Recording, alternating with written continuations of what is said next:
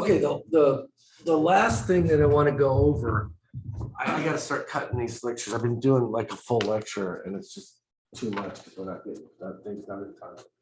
The last thing I want to go over from chapter 16 is the unemployment rate. I brought my clicker. There it is. Okay. The unemployment rate, which you commonly hear on TV, there's different versions of it, but the one that you commonly hear is called the civilian unemployment rate, and it is the percentage of people.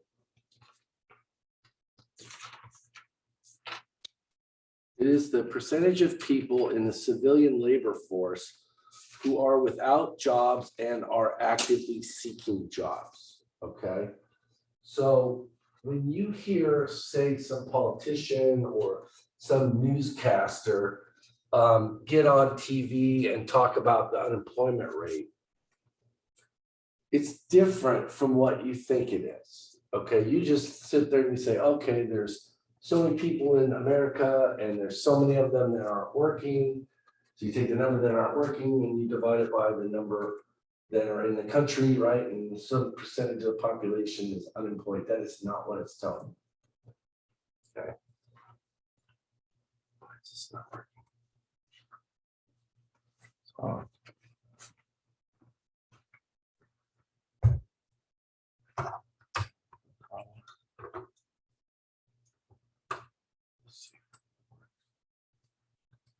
Oh,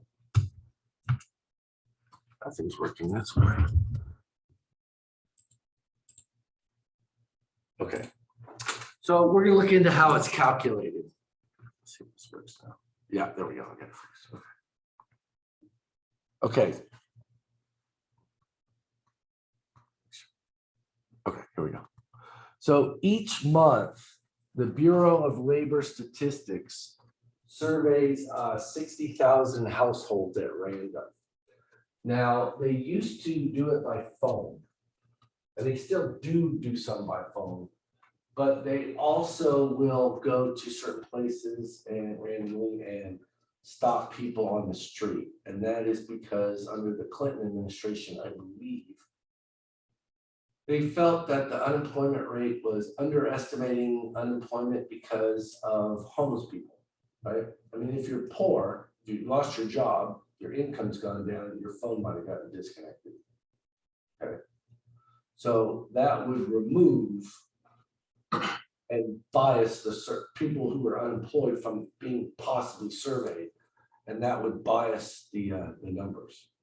So they'll do some of these. They'll do like random. They'll stop every 10th person on the street or something with 10. Do you have a job? Are you currently employed? Hi, Mary.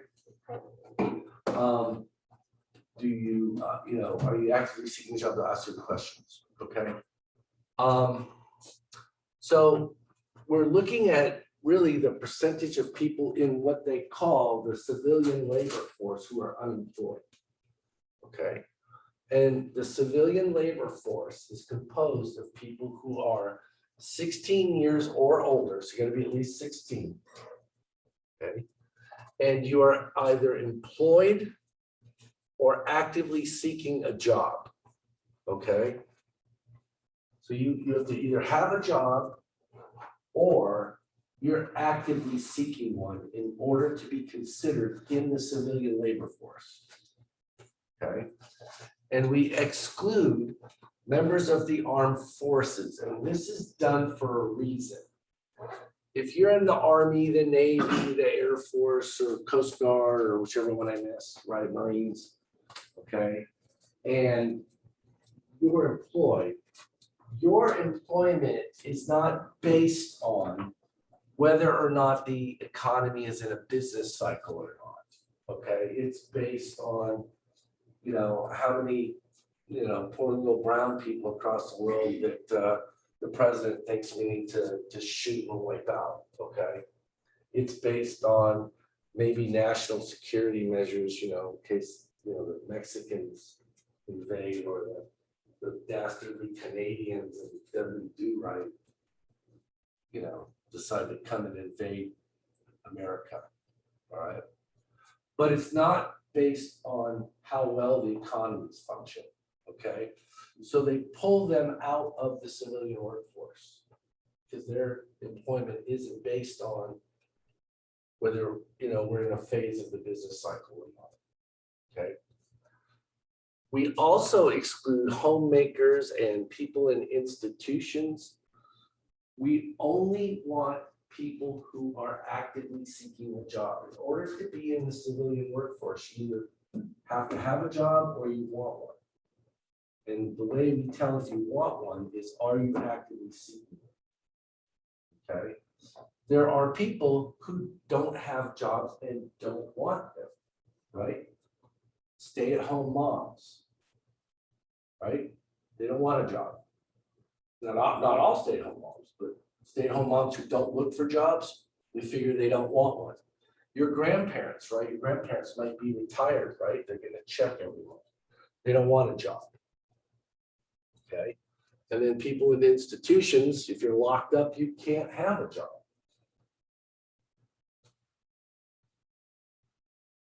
Provided some cop doesn't accidentally pull a gun instead of a taser.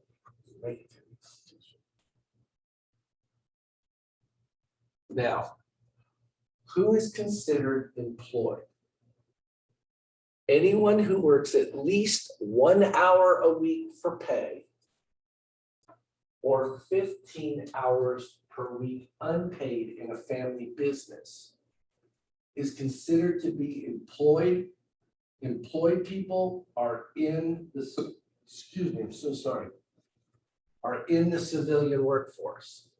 So if you're working at least 1 hour a week for pay or at least 15 hours per week as an unpaid worker in a family business, you're employed.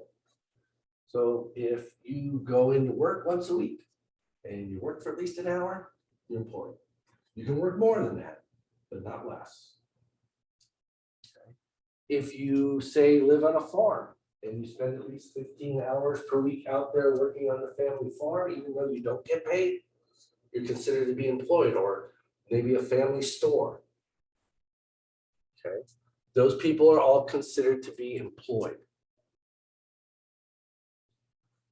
We said that the people who are in the civilian workforce, you're either employed or you're actively seeking a job, which means that's what we call unemployed. So if you are at least 16 years of age and actively seeking employment, you're considered unemployed. Okay. That means if you put in a job app, if you went to a job fair, if you went to a job interview, if you submitted apps, things like that, you are considered to be unemployed. Okay. Now, this is something we're going to get back to in a minute, but this is something that leads to a critique of how this number we're going to look at is calculated. And that is, we have people out there who are what we call discouraged workers. This is someone who wants to work, but who has, for whatever reason, given up searching for a job. Okay, maybe, and then maybe they just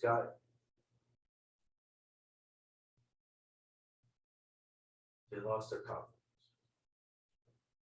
Maybe they said, hey, I've been out there looking for a job. I'm not getting one. No one's going to give me one. I'm going to feel sorry for myself and just going to stop looking for a job. I'm just not going to do it. I won't do it. Nope. No way, no how. I'm not going to look for a job. Okay. Now, social critique. If you are, say, a father or a mother and you have children and you have people that you depend on, is that a good thing to let your emotions get in the way of you doing what you got to do? It isn't, is it? Okay. Now, I'm going to tell you right now, I've been alive for too long. Okay. When I was a kid, if my dad or my grandfather saw someone who had a family, didn't have a job and needed one, and heard, oh, you too sad to go get a job, I'd have railed into him. What the hell's wrong with you? What are you letting your emotions get in the way of you doing what you're supposed to do? Okay? Now we're almost taught that, oh, our emotions are somehow so gosh darn important, right? I don't like my job. I heard somebody say it the other day, that's here, a while ago. A grown man said, I don't like my job. Who the hell does? That's why it's called a job. If you liked it, it would be called a hobby or leisure, right? You think I wanted to be in here at 8 o'clock in the morning today? I didn't make it. I woke up this morning and I was like, man, I don't want to go to work today. And then I changed my mind. I decided I wanted to come to work. I'm working on a paper at the place here. I really want to read the book, so I can get working on my paper. But no, I mean, there's days I wake up, I don't want to go in. I'm going to go there and throw pearls to swine. You're not swine. This class is not swine. Every other class I've had, most of them are swine. This, you guys are not. I was talking about you guys earlier. I like this class. Okay. But you know, you don't let your emotions get in the way. But we're taught now that somehow they matter. And your emotions matter, I guess, to you. Do my emotions matter to you? Did any of you ask me, how are your emotions today? Did you think about that today? Did you say, I wonder how his emotions are. I don't even know what they are. I don't have them. Right, Mary? I've suppressed them to the point where they are gone. Okay? I don't get to feel or do what I feel. I get to do what I'm supposed to do, what I'm obligated to do, what I am bound to do, right? I think y'all know Mary's my daughter, right? What if I decide I don't want to go to work today and I get fired? Then Mary doesn't eat. Do you like to eat there? Yeah. You sure? Yeah. Okay. You like living in a house? Yeah. Yeah. Like having, well, she works now. She pays for most of the gas in her car, sometimes almost. All right, like a gas in your car? Yeah. Yeah. When you turn the light switch on and they come on. Yeah. It's kind of nice, isn't it?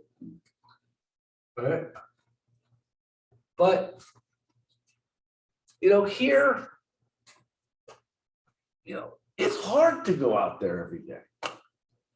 Okay, now you guys have it easier than people like me and my dad's generation, because you have the internet, right? You could probably go out today if you woke up in the morning at 8 o'clock and you stopped about 5 or 6. How many jobs do you think you could apply for in that period of time? At least, I was thinking like 20, 30, 40. If you really worked hard, you already had your resume and your cover letter set up and you just had to alter it a little bit for the job. Who knows how many, right? When I was your age, you wanted a job, you had to pound the pavement, you didn't walk. You had to look in the newspaper, see if you could find somebody. You imagine me, somebody's looking for an economist. Maybe we want an economist. I mean, I'm good, but the rest of my profession, they're horrible. They are. You know what this time is right here? That's Economist Pink Slip Day. Because they didn't see it coming. Right? It is. It's Economist Pink Slip Day right in there. Then everybody else starts to lose their job. The economists are the first ones to go. It's true. Okay. Holy cow, we're in a recession. What were you doing? I don't know. My models didn't tell us it was going to go that way. I'm going to tell you a secret. I just can't predict squat. I can't predict squat. If I could, I'd be rich. All right. But what they use is, you guys will learn about this when you take business stat. They take a line, right? They collect data, and that's the line that best fits that data. And then they continue that line. I just did econometrics. I just did about as well econometrics and econometricians can do. Okay. But that does have applicable uses in the real, physical world, where rocks and trees and planets operate on constants. But when it comes to the economy, if it did, I'd be rich. Be a bunch of rich economists running around. Because if I knew a recession was coming or a boom was coming, if I knew when that point right there is, I'd be rich. I'd sell here and I'd buy everything here. And I'd be rich. I wouldn't tell anybody. I certainly wouldn't work for the government. My gosh, man, the pay sucks. No, it doesn't. Government workers make more money than private sector workers. When you hear these people say, I'm a government servant, a public servant, no, they're not. They make more than private servants do. Only we don't call those people servants, we call servants, we call them employed. Okay, so anyway, we don't count discouraged workers because they stopped looking for work, and that's going to be a problem with the numbers we get. So here's all the people in the labor force. We talked about the employed people, right? Employees, people who are self-employed. Remember we said 15 hours per week unpaid in a family business? Those would be self-employed type people. Yeah, and people who employ themselves, pay themselves too. Then we have unemployed people, okay? And these are very important. We need to know who they are. Do we care, right? New entrants into the workforce.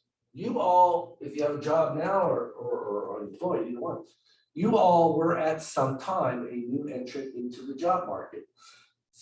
Say you turned 16 and then you went out and put your first job app, you're now unemployed, even though you never had a job before. Once you put that first job app in, you're now unemployed, counted as unemployed. Re-entrants, these are important people here. When we talk about re-entrants into the economy, we could be talking about stay-at-home moms, right? Maybe mom has, got knocked up by some scumbag guy, who didn't stick around and meet his responsibilities, right? And then she's got to go get a job, or maybe, maybe dad, had a midlife crisis, flipped out, went out and started getting his hair cut and buying fancy clothes, driving around in a convertible, trying to chase 20-year-olds and left. Okay. She's got to re-enter the workforce. She's got to go out and provide a living for those children. Okay. Or maybe dad lost his job, got a new one, and it doesn't pay as much, right? She's got to re-enter the workforce. So we're looking at housekeepers who re-enter the workforce. And they can be men too. I think I told you once before. One of my good friends is a house husband. His wife makes a boatload of money, so he stays home and takes care of the kids. Very admirable guy. Gave up his career to take care of his family. Re-entering myself. Yeah, okay, re-entrance, right? People who lost their last job, right? Got fired. Okay. You don't work here anymore. Get out. People who quit their last job, right? Take this job and shove it. I ain't working here no more. The woman that left and took all the reason I was working for. Now unemployed. Another social commentary. Do not ever quit a job until you already have another one. Okay? I've known people who have quit their job. I don't like my job. I'm like, whenever I hear that, I'm like, why are you telling me? I already know. I've seen your job. I don't want it either. I barely want mine. At least I'm lucky. I get to do something I like. Don't tell anybody, but that's all I think about is economics. I would probably I would probably just sit here and do this for not as much, not at 8, not at 9 o'clock in the morning. But I'm lucky. I mean, I'm very lucky. I like my job for the most part. I like getting up in the morning. I like having to be somewhere at a certain time. You know, I mean, if I was going to talk about economics, I'd be like, well, you guys just follow me around, and when I talk about it, then you can listen. Be like, Jesus. I'm not quite to that level yet. Not even close. Poor Mary has to do it. Look at her, she says, gosh, just listen to her talk, she hates it. You guys are paying for it. She's just like, what the heck is wrong with you guys? I have to listen to that crap all day. I pay not to hear it. All right. But don't ever do that. One, it's harder to get a job when you don't have one. Okay. Because you know, well, he's unemployed. Why is he unemployed? What did you do? Why don't you have a job? What's wrong with you? Do you have a good judgment? Do you care about the job? Right? So don't quit one. And then, you know, gosh, there's saying I don't like my job is not a good reason for quitting one, unless you got a better one. Then you can say, I quit my job because I got a better job. That sounds a lot better, doesn't it? Okay, why did you quit your last job? Oh, because I got a better one. Compare that to, why'd you quit your last job? I didn't like it. I didn't like my job. I don't care what you like. I mean, do you care? Did anybody ask me what I like? Do you ever come in here and say, I wonder what he likes? You could care less. Why do you think someone cares what you like? Maybe, you know, maybe your mom does. Right? You have kids, right? No, you don't. Okay. Nobody here has kids but me.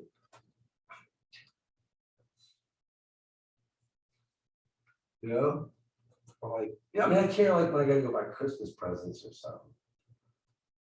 I'm gonna let you know something. I'm Santa. Did you know that?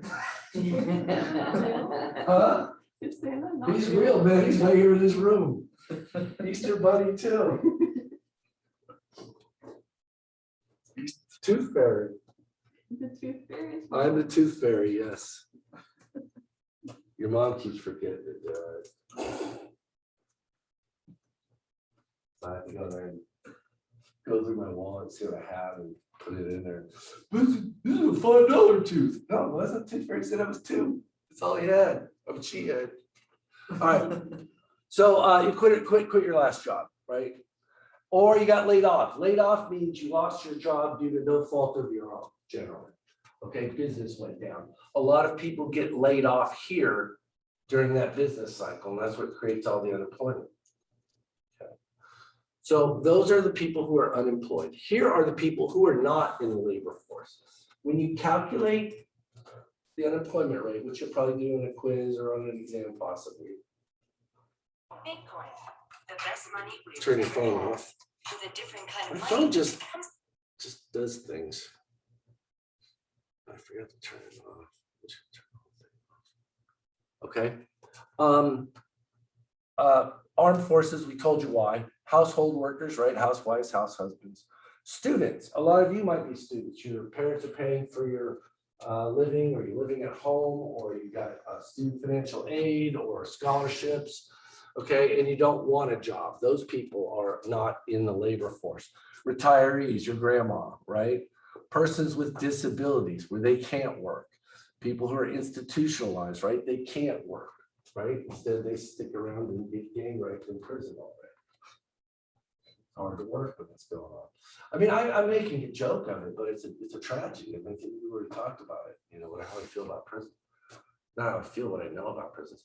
And then, of course, these discouraged workers don't count. And that's a big problem, okay, when we calculate the statistics. Now, here's the formula. Right above that, civilian. The civilian unemployment rate. Civilian unemployment rate. There's different kinds of unemployment rates. The slides used to say civilian, I guess these don't now. That's equal to the number of unemployed people. So if we go back a slide, That's everybody in these categories here, new entrants into the workforce, right? You just turned 16, you put your first job out, you're unemployed. Re-entrants, right? When you go back and start putting in applications, you'll become unemployed. Okay, people who lost their last job, right, got fired. Yes, sir. What about students like part-time? Are they counted or are they still not counted? Well, being a student doesn't mean you're not in the workforce. Okay, so just assume. It's just a lot of students don't want jobs, so they'll put apps in. So they're not in the workforce. Same thing with retirees. If my dad has a job. My dad is actually a Walmart greeter. He's like, how old is he, 70 years old, and he likes to talk to people. I don't think he likes to talk to my mom too much anymore, so he goes to Walmart and they pay him like some amount of money to sit there and talk to people. All right. But so that's my dad's a retiree, but he is actually employed. Most of his neighbors and friends aren't. Okay. But these are the people that we're adding up. Those are the number of people who are unemployed. Then we divide that by the civilian labor force. That's all of these people in the orange box. The employed plus the unemployed. And then we multiply it by 100. You can put a percentage there to make it look pretty. Okay. So we're going to do a very quick calculation of the unemployment rate in this classroom. Okay.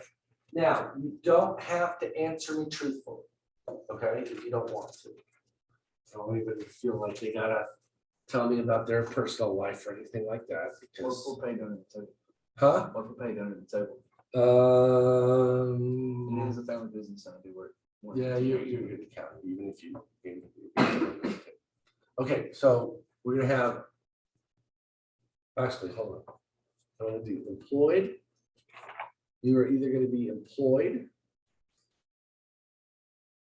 unemployed, or not in the workforce. Okay, we'll start with you.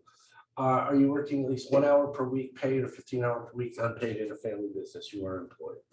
Are you working at least 1 hour per week in a family business for 15 hours? No. Are you actively seeking a job? If you put out a job app or anything this month, you're not in the workforce. Okay, Mary, I know Mary's got a job. Okay, are you working at least 1 hour per week for pay? Are you working at least 1 hour per week pay or 15 hours per week unpaid in a family business? No. Have you submitted an application this month? Yeah. Are you working at least 15 hours or 1 hour per week paid, 15 hours per week unpaid in a family business? Have you submitted a job application or looked for work? Okay, not in the workforce. Are you working at least 1 hour per week for pay or 15? Have you submitted no? No. Nope, so not in the workforce? Okay, now these are bigger classes, but COVID.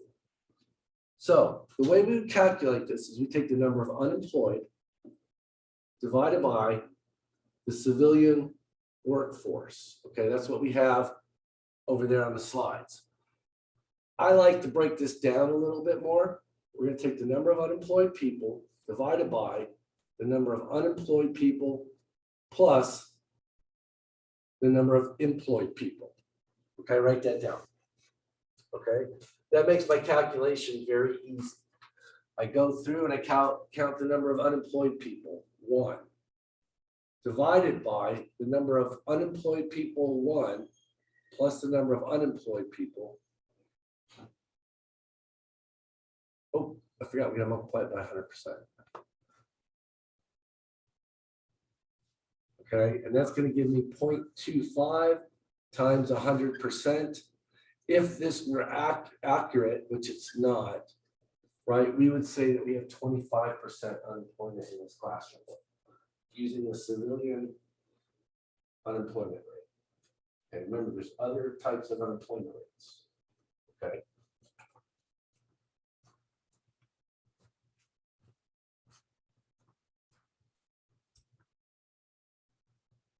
So here we have some numbers. I've got the total civilian population age 16 or over. Is that number important to me? No. Because just because you're 16 or older, does that mean you're employed or unemployed? Nope, right? You two told me you're not looking for a job, so you're not counted in here. So we have to subtract the people who are not in the workforce. This is one way of doing it. That leaves us with a civilian workforce of 155.9 million people in the US in 2014. Then we went out and counted all the employed people and the unemployed, and that should match up, and that does. So we took the number of unemployed, 9.6. We divided it by that civilian workforce, 155.9 million. And we came up with 6.2%. Okay, and that was in 2014. All right. Now, when you see these on some of the tests and the exams, they'll just give you a list of people. They'll say people who are full-time employees, people who are part-time employees,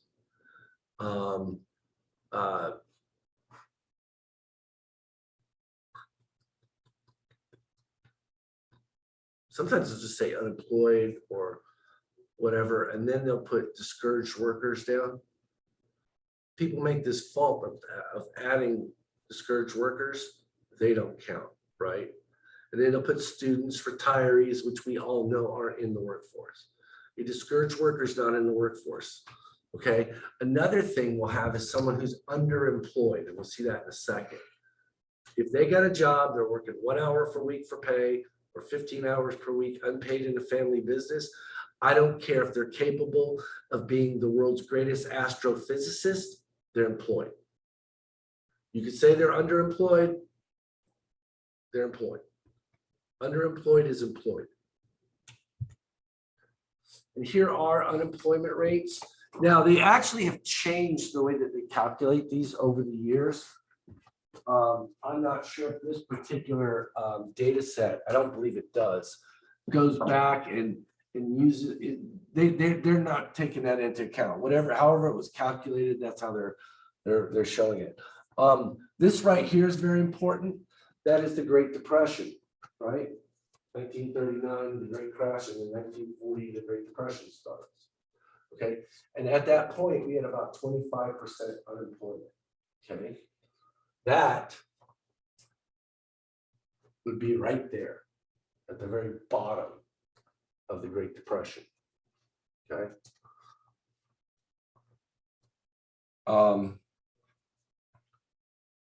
This one here, I was a kid for this one.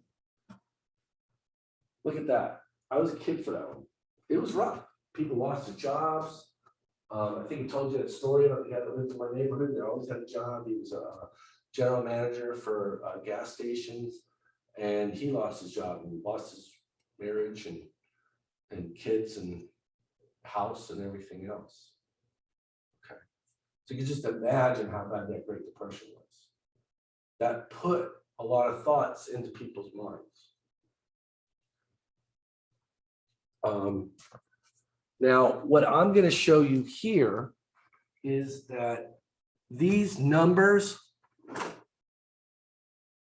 have a lot of problems with them. Okay, and there's a great website. My brain just shadow statistics.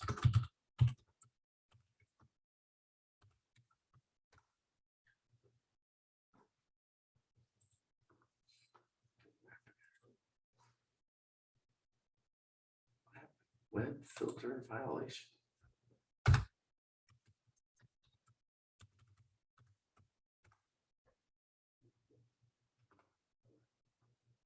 We're gonna go to this is by a economist named John Williams. He studies how they calculate all of these statistics, and he has his own numbers. They changed how they calculate these over the years, and the biggest one was during the Clinton administration. Okay. The red line is the official U3. That's the civilian unemployment rate, okay, that the government actually calculates. All right. U6 is broader, and then shadow stats is the unemployment rate calculated how they calculated it before the big changes. Okay, so this is how that was calculated during the Great Depression. This is how they calculate it today. This U6 is an official stat.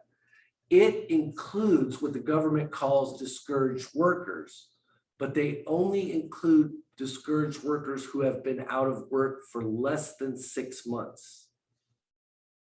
Okay, so if you've been out of work more than 6 months, they don't count you as a discouraged worker. That 6-month time frame is arbitrary. They just picked it. Okay, so currently, right, we have unemployment down here, looks about 6%, we'll call it. If you include discouraged workers, that number goes up above 10, looks like around 11. And if you calculate it using the shadow stats formula, which uses the way that they used to calculate it before the Clinton administration, we have unemployment rates around 25, 26%.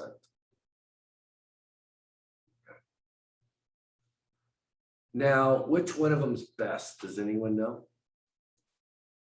They're all wrong. Okay, there is no real objective standard on how to calculate an unemployment rate. And this is demonstrated by the fact that different people look at different ones. Okay, it's just one measure of it, one attempt to measure it. We have a lot of problems measuring things in economics. Okay, that's just to show you that.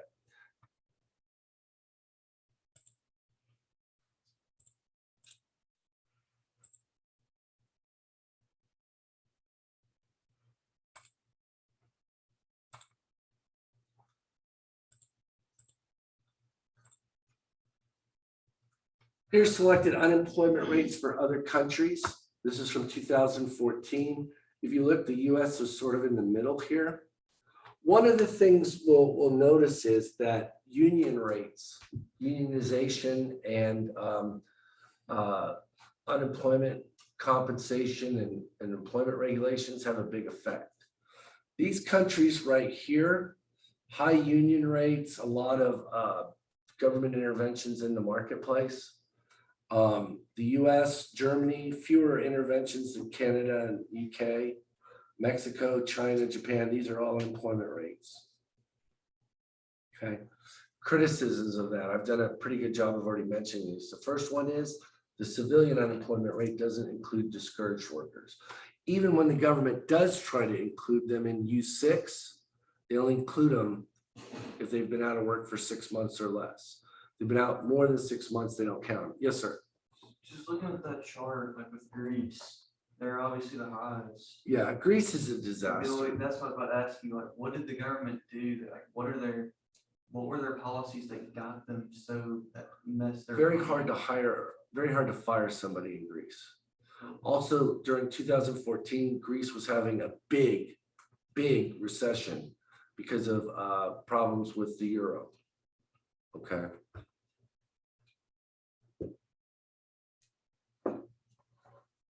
Another criticism is that they include part-time workers as being employed, right? So some guy's working 10 hours per week as a Uber driver, right? He's employed even though maybe he wants to be working 40 hours a week at the plant. And it does not measure what we call underemployment, okay? And underemployment is something that you really couldn't measure to begin with. Labor situations in our country are a disaster, okay?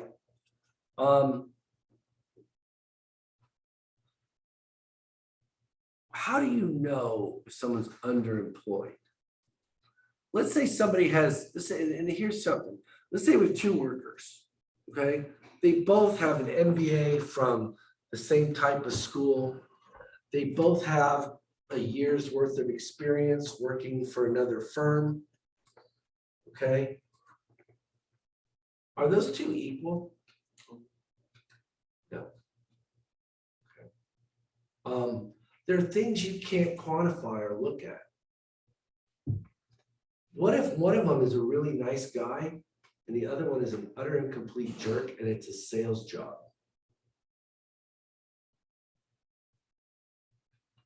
What if one of them is very hardworking and diligent and comes across that way and the other one comes off as lazy and not caring?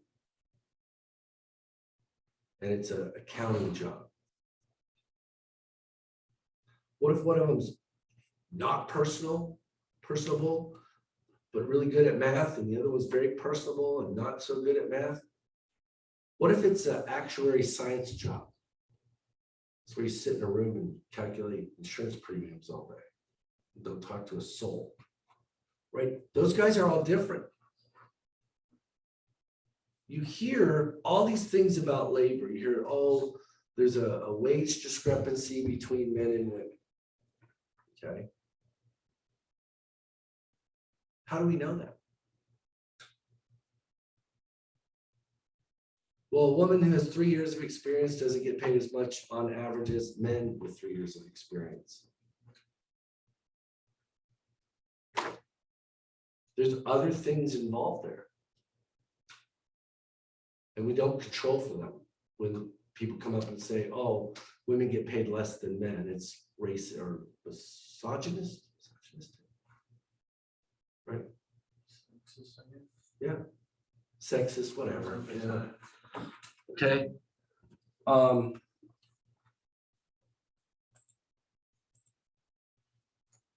Now, when we talk about unemployment, there's 3 different types, and this goes from the nicest to the meanest, we'll call it. Okay. Frictional unemployment, we almost don't care about it. The market handles that perfectly. Structural unemployment, there are things we can do to fix that. Cyclical unemployment, that is unemployment caused by a lack of jobs during the business cycle. That's what we need to be concerned about as economists.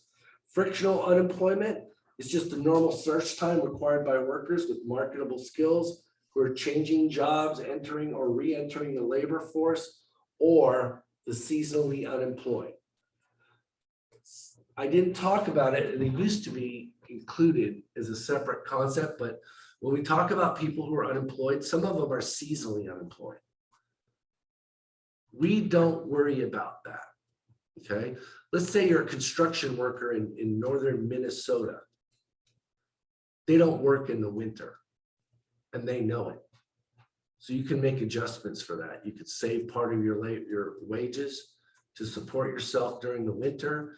You could find a different job during the winter, okay, to work. There's all kinds of things. You could move, you could go down south and work for the winter, okay? These are things that people can take care of. It's just the normal search time for finding a job. The market has done a great job at that. Like I said, just look at the internet, what it's done. When I was your age, I had to go out and physically go to a place and put in a paper application and fill it out and hand them my resume and my cover letter. Okay. Now you can go on online and go to a job website, go to a company's website, see if they have a job and apply for it. I used to have go to places that I didn't know if they were looking for someone or not, right? Hey, are you looking for someone? Yeah, we're looking for someone. You're looking for an economist? No, right? But now you guys can do that. That shortens the search time for a job. Okay. So this frictional type of unemployment, we don't worry about too much. Okay, the market handles that. Structural unemployment is a mismatch of the skills of workers out of work and the skills required for existing job opportunities. These are things we can fix. You're looking at one of our fixes for this, the community college. Let's say you worked at Goodyear. Let's say you worked at Goodyear and you just lost your job making tires. Are there a lot of manufacturers around here looking for people with those skills right now? Probably not, okay? So one of the solutions to that problem is to retrain those workers, right? Have them come here. We have all kinds of fantastic programs. If you don't like academics, or if you're not doing well in academics, which this class is not the case, you guys are all good students, go look at the technical programs. You make just as much money as someone with a bachelor's degree. You go over there. We've got civil engineering just right over across the parking lot. We also have precision machining. We have I don't know what they call it, but they'll teach you how to work on robots and at the like the auto plants and stuff like that. All kinds of things. Shoot, if you don't like school at all and you don't want to go very long, you go across the street and take truck driving, I think in 9 weeks. You have CDL and you're out there hauling things on all over town or across country, whatever. Which is really amazing to me. Go look some of the areas of this town, look at all the sorry people out there. Look at the way that some people around here live. Do you think it requires, is driving a truck rocket science? Huh? It's truck science, yes. Truck science, right? I got a truck. I got a truck. I have an 18-wheel truck. I got a truck. Right? In 9 weeks, you could dramatically change your life. Your job as a truck driver, and they're all over the place. They're looking for truck drivers all the time. And all you got to do is stay sober, not get a lot of traffic tickets, and drive. You get to see the country. Yeah, if you're long haul, shoot, you want to go travel, you want to go see the country, go long haul. But even in town, those guys make a decent living. You could go from not having milk for the baby to being able to buy disposable diapers and have milk for the baby, and a nice roof over your house with air conditioning.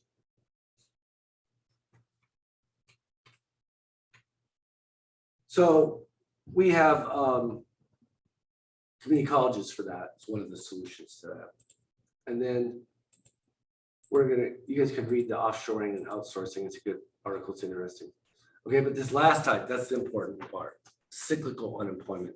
That's unemployment caused by the lack of jobs during a recession. Okay. That stuff there. There are no jobs out there for you. Frictional people, we know there's a job out there for you. We just gotta match up with it. Structural unemployment, okay, there's not a job out there for you, but we can fix that. I can teach you to go well, right? Or you could start off as an entry-level person in retail or something else, another industry. But this one, I can't fix so easy. That's our job as economists to eliminate cyclical unemployment, to figure out why this happens and what we can do to bring this on quicker. Okay. That's our job. Now, there will never be zero unemployment. Okay, we'll never have that. We don't want it. Okay. It's not important. What we want is low unemployment. We want to have no cyclical unemployment. That's the important part. Okay. We're always going to have some structural unemployment. There's always going to be some industries that are declining and laying people off, and their job skills don't match up with some other industry, and we got to train them. There's always going to be some people who are frictionally unemployed. They quit one job, they're looking for another, they got laid off, or they got fired, but there's another job out there for them.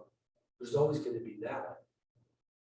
But what we don't have to have is that cyclical unemployment during the business cycle. If we have zero cyclical unemployment, all we have left is that frictional and structural, which we're always going to have.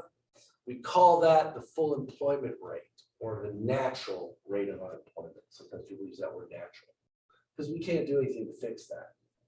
Okay, it's always going to be people moving in between one job and another. Hey, I'm not good at that one. I don't like that one. Go somewhere else. Typically, it is considered to be about 5. They say about 5 is 5.1% was the last time I looked at. Each presidential administration, when they come in, their economic people pick what they want to call full employment. It's not a objective number.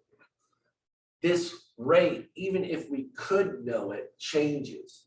It changes based on a lot of things. One of them is the age of the workforce. Okay. Old guys like me, right? I know.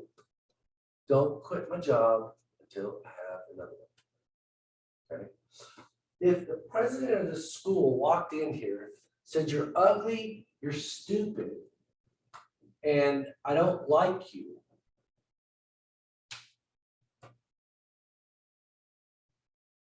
A lot of people get upset about that. Would you get upset about that if your boss came in and said that to you?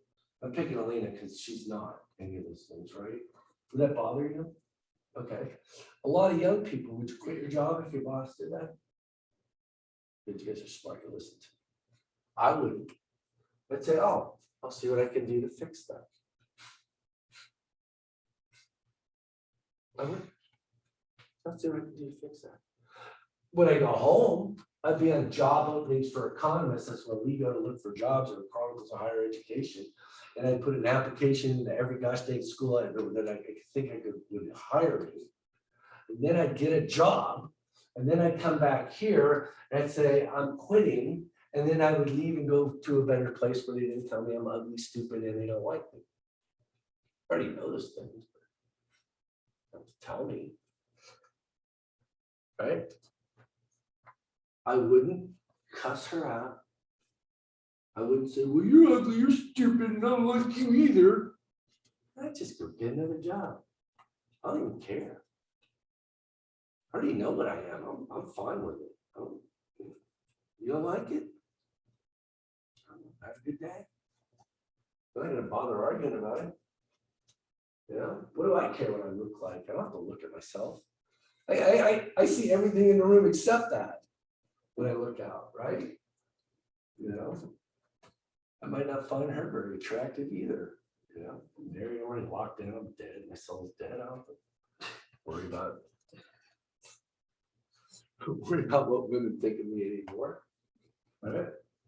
She says I'm dumb. Well, I got 3 people that got better PhDs than you do. Signed off and said I'm not all that dumb. Right? 4 actually. 4 people signed the dissertation. Okay. I still get a job. And one more social commentary. Segment your life. Don't bring your work home. Don't bring your home to work. Done right now. Okay. I did that. It was very harmful for me. When I was in the Navy, I told y'all I didn't like it. All right. I would go out. I was in 2 years of training, you know, 2 years on the ship, and I hated it. Okay. The guy I knew told me he was going to kill himself. I told my boss, he sort of reported to me, like in charge of him, sort of. Right. I said, hey man, why don't you stop screwing with this guy? Because he says he's going to kill himself. Right. And this is an out of character for him, I know. And they told me blank off, mind your own business. And they kept messing with him. And we found him under a bunk who was wrist set. The wrong way, fortunately for him, but nonetheless. So I didn't like the place. I didn't like it. I used to get out of there and all I did was bitch about it. You think a lot of women want to listen to me bitch about the Navy? You think I got a lot of dates? No. No. You think my friends wanted to listen to it? They hated it just as much as I did.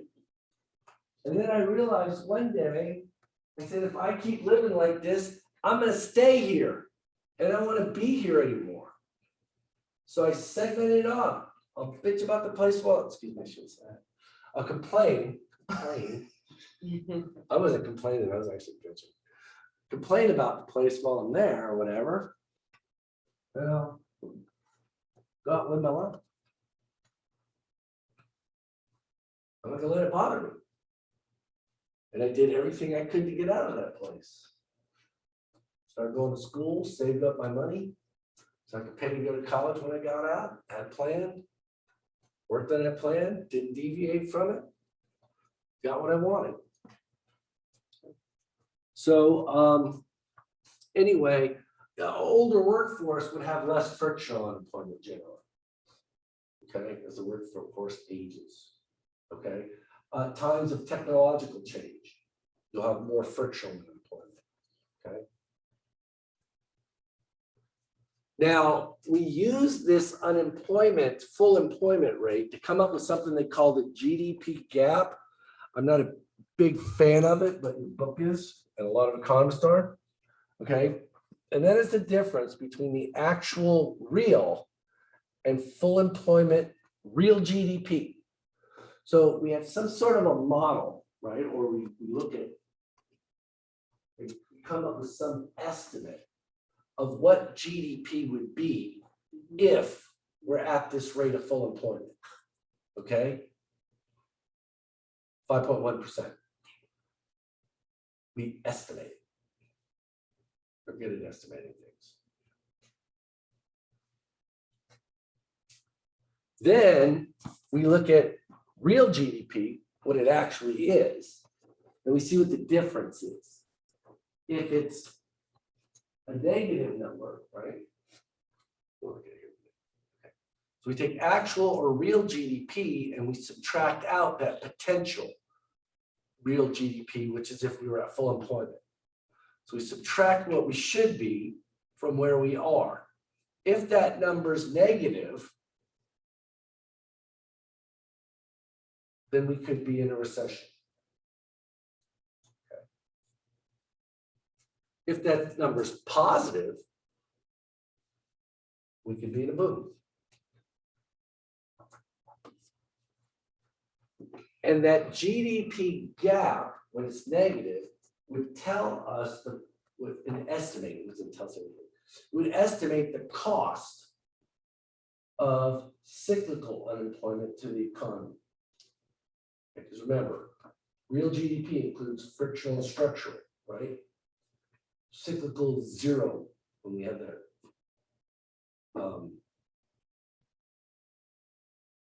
Full employment law. There's no cyclical unemployment. Only frictional and structural.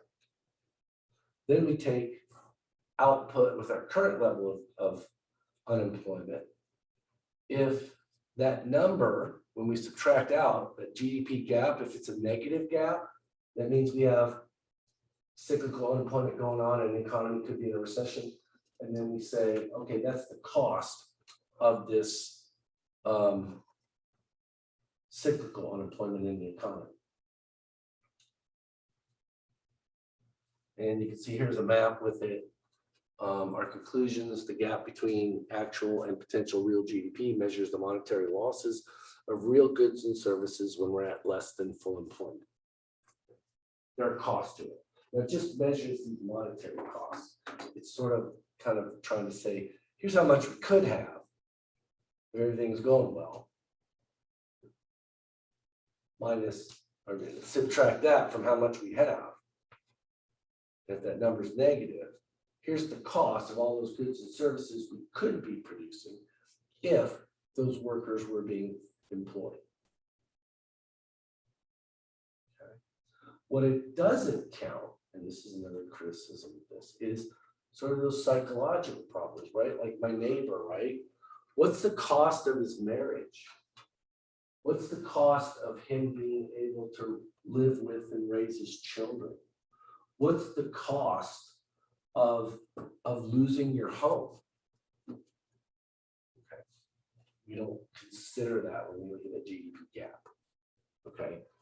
And then here are unemployment rates by selected demographic groups. Okay, overall, back in 2014, it was 6.2%. You can see that the unemployment rate is actually higher for men than it is for women. When we look at race, we can see it is higher based for African Americans than it is for whites and Hispanics. The highest unemployment rates of all are amongst teenage males, specifically, but not limited to, African American males. Why do you think that African American males have the highest rate of teenage African American males have the highest rates of unemployment?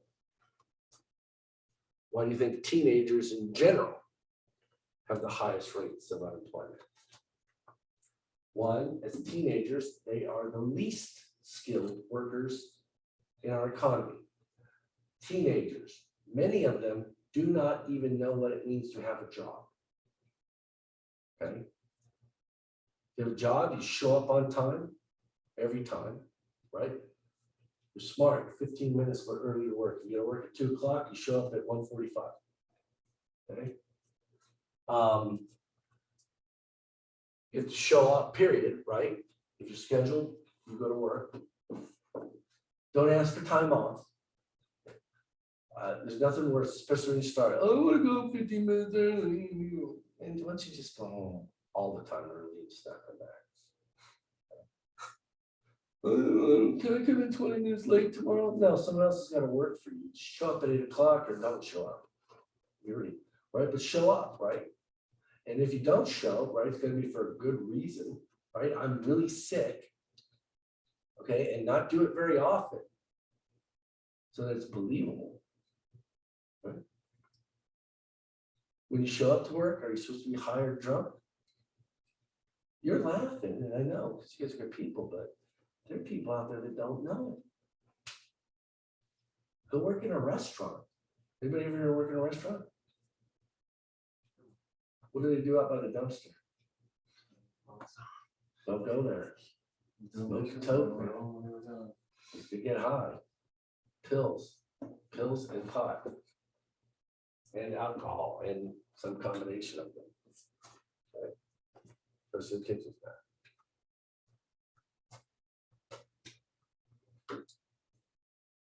I went to this place, business the other day, man, and the lady behind the counter, man, just smelled like reefer, man. I was like,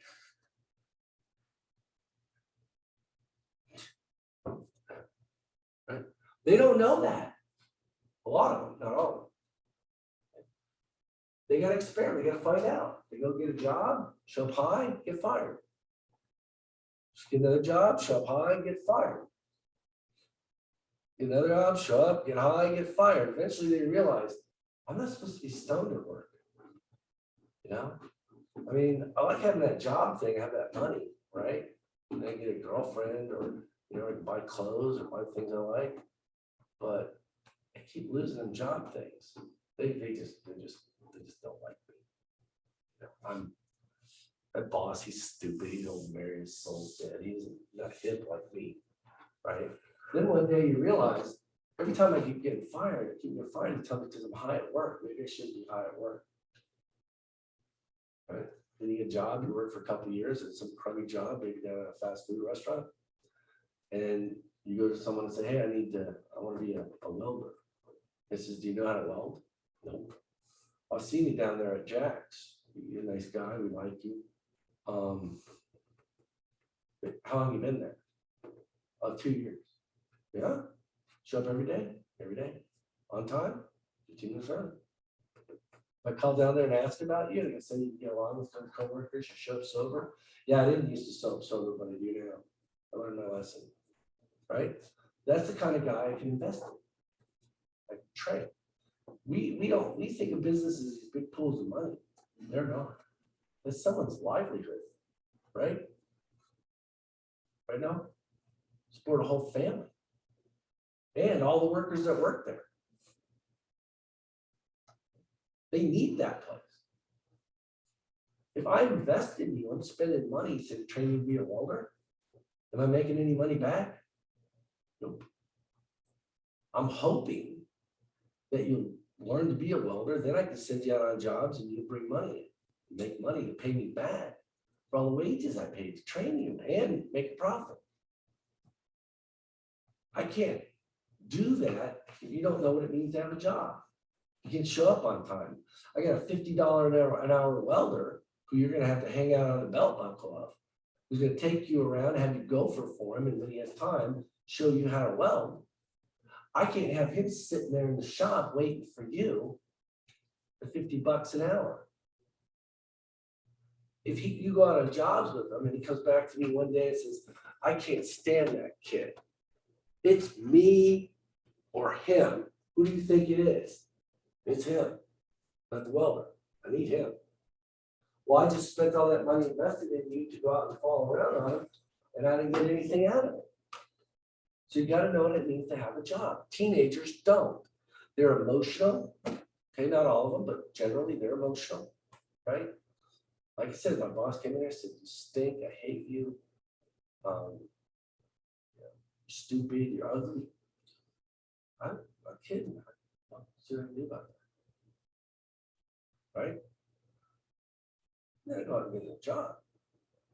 Walk out of here. I don't even say anything to her. I've got another job, man. I don't work here anymore. Have a good one. Right?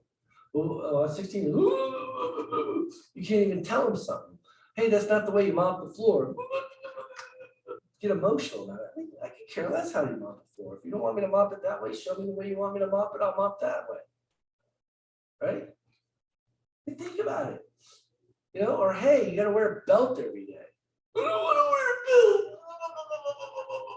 I don't care if you want to wear a belt or not. Wear the belt or don't come by here anymore. That's it. Yeah. Don't wear your pants hanging off your ass. No, don't wear your hands hanging here. Drop them on your ass the second you leave. You don't work. You're denying my cultural expression. No, I don't want to see your ass, man. Put your pants on. Okay. Yeah, you're out of town, dragging your pants down. I don't care. I'm not looking at it. I'll look at your greasy, filthy ass. You know? All right.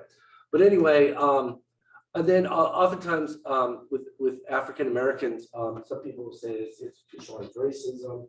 Other people will point to the fact that oftentimes a higher percentage of people live in areas where there are no jobs and they don't have cars, no transportation. It's difficult to get to a job, okay, for various other reasons. All right, that's the end of that chapter. Do we still have time? I want to start on 17. It is? 10:37. Okay, I got some time to start. All right.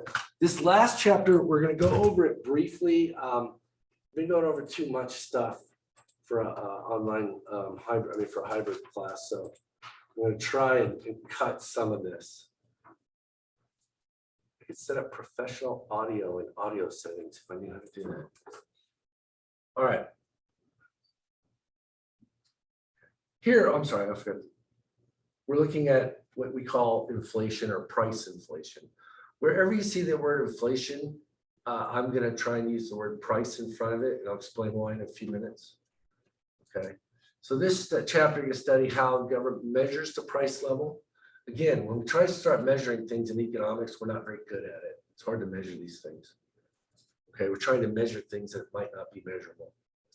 Okay, how it computes the rate of price inflation and the consequences and causes of price inflation. The first thing, what is price inflation? Price inflation is an increase in the general or average price level of goods and services in the economy. This is a fairly, I'm trying to think of a nice word for it.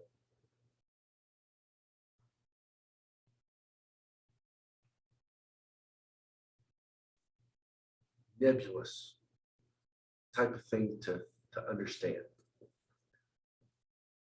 At any one point in time, the prices of some goods are going up, the prices of some goods are going down, and some goods aren't changing. Okay? Every moment of forever, that's been the case. Okay? So what economists try to do is find out what's going on with prices in general or on average. Some are going up, some are going down, some are staying stable. But overall, what's going on with prices, okay? And we try to do this. And that's what we're trying to measure, is prices, okay? Now, the word inflation, and I don't have a slide for this, unfortunately, I used to, I don't have it to write this down. Inflation is any increase in the supply of money. Historically, that has been what that word inflation meant, okay? Any increase in the supply of money. And there was a fairly straightforward thought there. If the supply of money increases, that can cause price inflation. When John Maynard Keynes comes along in the 30s, and people start deciding that we need the government to minimize or prevent that business cycle from happening. And we begin saying that business cycles are inherent in capitalism, not the other way around.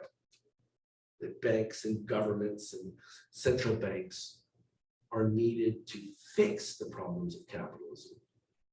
Whether that's true or not, people believe it. Okay.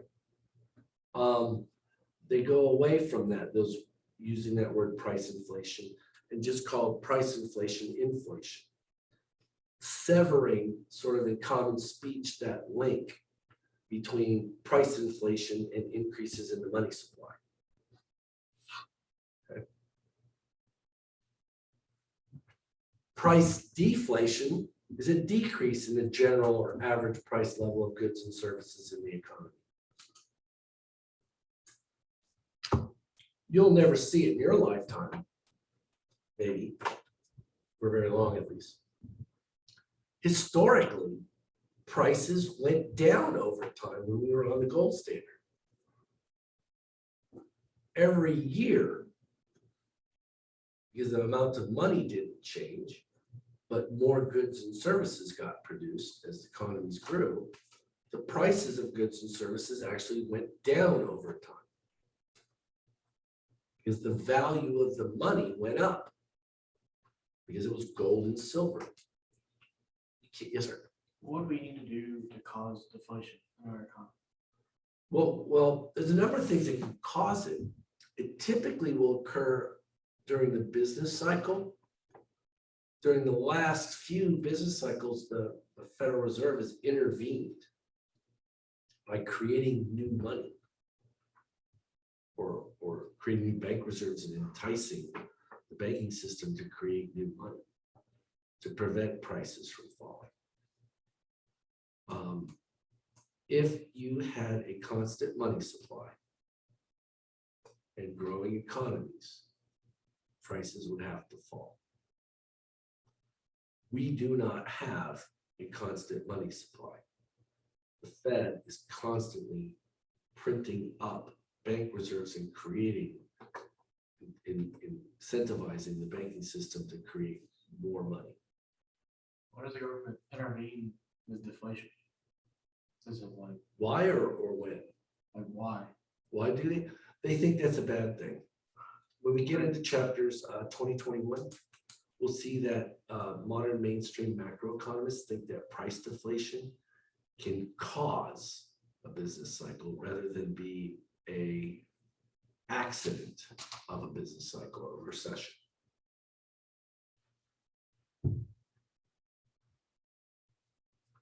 Most widely reported measure of price inflation is something called the Consumer Price Index. The CPI, this is what you'll hear about if you watch the news or see some politician shop. They'll say, oh, CPI is relatively stable at 2%, everything's fine. Currently, our Federal Reserve has a 2% target on the CPI. They actually have a different version of CPI to use, but than what we're going to be looking at. But they say as long as prices are going up at 2% a year, the economy's fine. We're doing the right thing with the money supply. I don't know why people think that losing purchasing power on their money is a good thing or not. But that's what the Fed says. Okay. This consumer price index is an index that measures the changes in the average prices of consumer goods and services. So we're only looking at the prices of consumer goods. We're seeing what happens to them on average or overall. Things like bread, automobiles, rent on a 3-bedroom, 2-bathroom apartment, the purchasing of a house. Actually, housing is considered investment. Okay. The price of a textbook, the price of going to college, the price of life insurance for a 32-year-old non-smoking male with no health problems. All those things are sort of thrown into a basket. And every year or every quarter, we go out and try and find out how much it costs to buy those things. And we look to see if the price of that basket of goods goes up or down. And that's how those are the numbers we use to calculate the CPI. The CPI is reported on the Bureau of Labor Statistics and is based on monthly surveys. I actually knew an economist once who worked for the BLS. Well, he didn't work for BLS. He had a friend that he graduated with that worked for the BLS. And this guy's job was to go out every month and find out the prices of certain things in certain places. And one of them was, believe it or not, a wedding gown in a shop in Chicago. So his first task is like, here's a plane ticket, go to Chicago, find out how much this particular model of wedding dress costs at this particular store. It was first day, first job, first assignment. He goes out, flies to Chicago, beer, wine, drugs, and hookers at government expense in the hotel because they give him the government credit card, right? Then he gets up the next morning and goes into the wedding, what do you call it? Wedding shop? Wedding boutique, right? Goes to a specific boutique, right? Fred's. Walks in, says, hey, I need to get a price on this wedding dress. And he shows her the name, the make, and the model. And the lady starts laughing at him. He says, what's so funny? She said, they haven't made that wedding dress in 10 years. So for 10 years, the guy that had this assignment before him, they were going to Chicago and not even bothering to go to the wedding boutique. Just doing them random number. Yeah, I only got married once. I don't know where she got her dress from. So what about like stock price indexes? Do they Those do affect not that? count They towards don't? the CPI. No. Okay, so these price collectors contact retail stores if they want to. Homeowners and tenants in selected cities in the US monthly. Okay, and they find out what it costs to buy this basket. Things that are included in the basket are things that a typical urban family of 4, they didn't put that on the slide, typical urban family of 4 might buy. So they've got maybe the price of a box, 72 count Pampers diapers at a Target in Detroit, Michigan. They've got the price of a apartment rental for a 3-bedroom, 2-bathroom house in Portland, Oregon. They've got life insurance for a 32-year-old male non-smoker in New York City, all these things. And then they find out how much it costs to buy all of them. Okay, and that's that market basket. Think of it like a shopping cart, going out and buying the same thing as a shopping cart.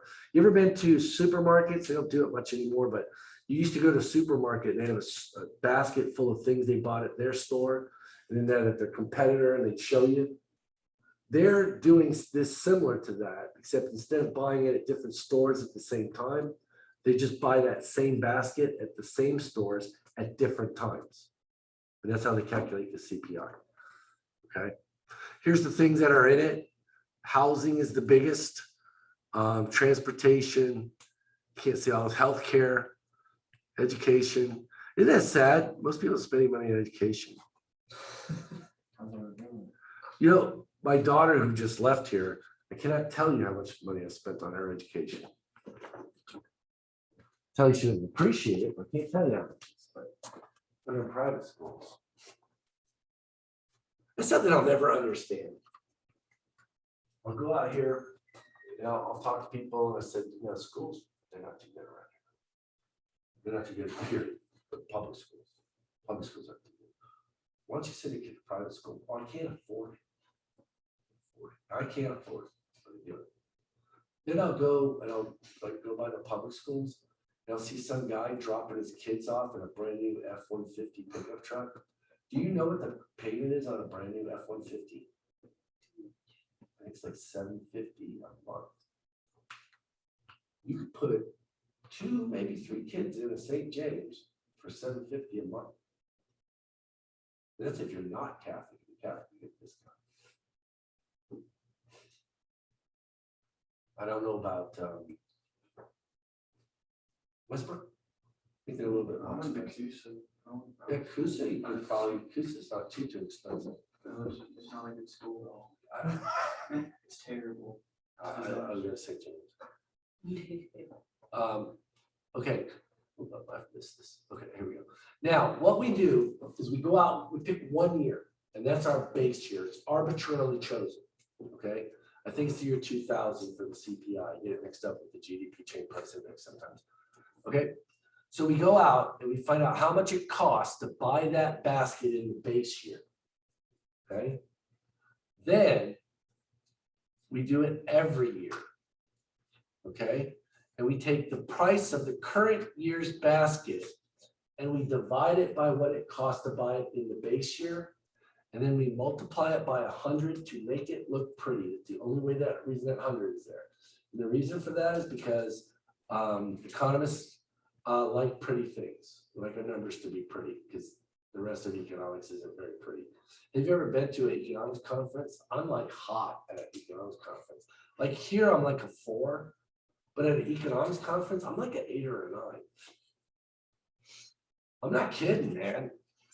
I go to an economic conference and like the 2 ladies that are there, they want to hang out with me. Nowhere else, but at an econ conference, I'm kind of hot. People look at me in the street like, what a doof, man. But then I go to economic conference, I'm like, not bad. All right, so here's how we do it. Let's say we'll use just arbitrary numbers. Let's say in the year 2000. The price of that basket was $250. Okay. Then we go out and we buy that same price of same basket of goods, if we could, this year. And let's say it sells for $800. Okay. So we want to calculate the CPI. We say, all right, the CPI is equal to the price in the base year. That's our base. Under here, so it goes on the bottom. And then the price in the current year on top. And then we multiply it by 100 to make it look pretty. So we'd have 800 divided by 250. And that would give us 3.25. But we got to multiply that by 100. That would give us a CPI of 325. Okay. Now, the important number is actually this 3.25, because that says it would cost you $3.25 now to buy the exact same thing that you could have bought in base year for $1. Okay, but we multiply it by 100 to make it look pretty. Now, all that says is it costs you $325 to buy the same thing that you could buy back in 2000 for 100. Okay. When we use this number later on or in other ways, you got to get rid of that 100. And that was your question, I think, was the president's salary, right? What was it? You remember? It was like $200,000 in the current year, right? What was his real income in the year 2000 It was or like so? 75. Huh? It was like 75,000. Oh, that's what he made. That was not in the current year. That was back then, right? Yes, sir. So in his salary, his wages in what year? 1975? Something like that. We're what? 75,000, 75,000. and it was like 400,000 in 2000. It's 400,000 now. And does he make more money now or then? Okay, what you would do is, we could calculate his wages in the base year. So we say his real income in the base year is equal to his real income in 2020 is equal to his income in 2020 divided by the CPI for 2020, and you look that up. That will be given to you in the problem. Okay. So let's say it's 2.75. I'm just making a number up. So we take his wages this year, 200,000, and we would divide it by 2.75. Actually brought my calculator. Let's do that on. Where's my phone?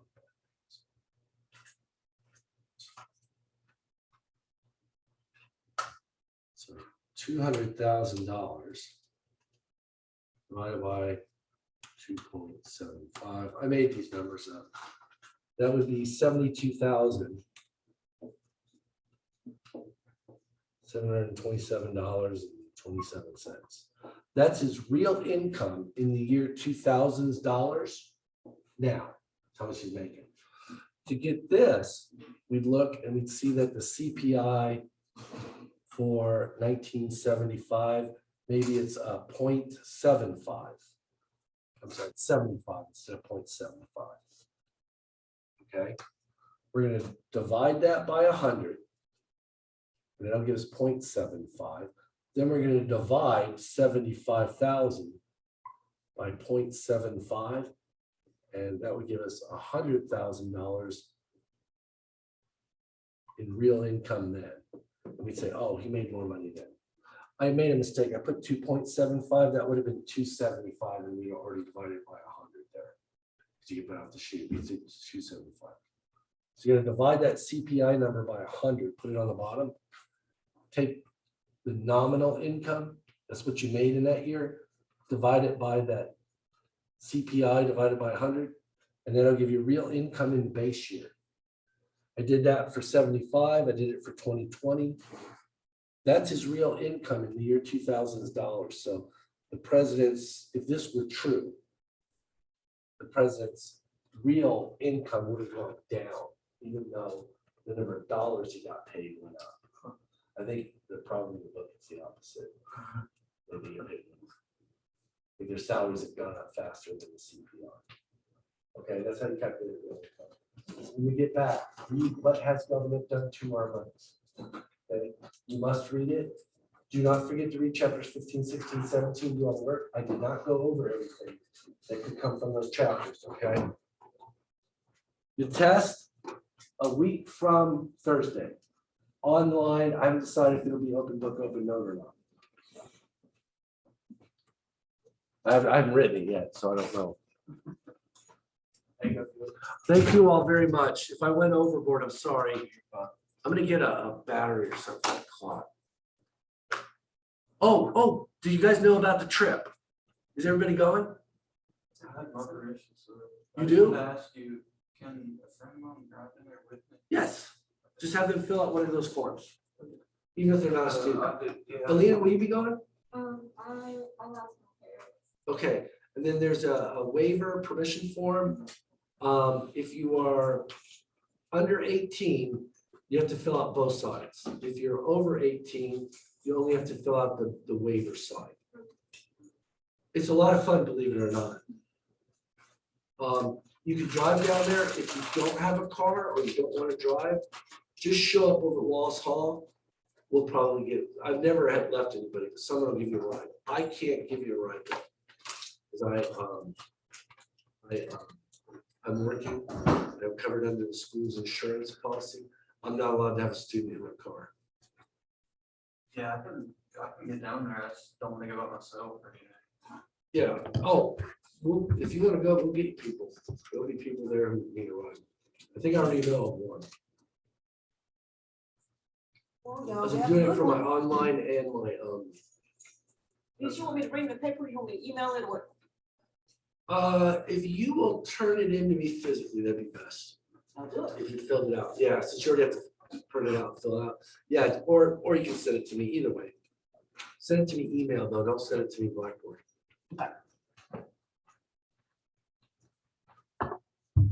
Yeah, that's all right.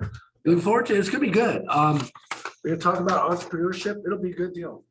And you can bring it in, as long as they have one of these forms. Do you have another one of those or? do you have- Oh, they're online. Oh, okay. Yeah, just print one up. I don't have any physical copies. I used to print them out, but people just lose them and then they end up printing it off line anyway now.